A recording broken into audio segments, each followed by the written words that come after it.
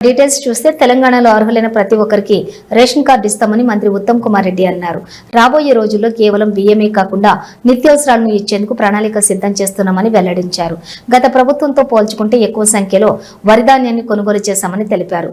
గతంలో దొడ్డి బియ్యం కారణంగా ప్రజలు అవస్థలు పడేవారని, తాము అధికారంలోకి వచ్చిన తర్వాత చేసిన సన్నబియ్యం పంపిణీ ద్వారా సంతృప్తిగా ఉన్నారని వివరించారు.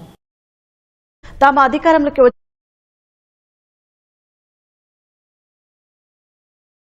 చేస్తున్న ప్రొక్యూర్మెంట్ విధంగా ఏనాడు వరి ధాన్యం కొనుగోలు జరగలేదని చెప్పి స్పష్టంగా ఆన్ రికార్డ్ మనం చేస్తున్నాం.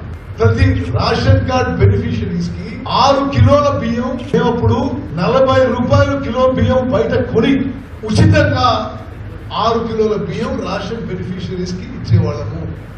ఆ 10,665 కోట్లతో చేసే ప్రజా పంపిణీ వ్యవస్థలో ఏ 10, 20, 30% తినేవాళ్ళు తదినంతగా డైవర్ట్ అయ్యి మా ప్రభుత్వం వచ్చిన తర్వాత సన్న బియ్యం ఈరోజు రాష్ట్రంలో 3 కోట్ల ప్రజానీకానికి 6 కిలోలు ఉచితంగా ఇస్తున్నాము.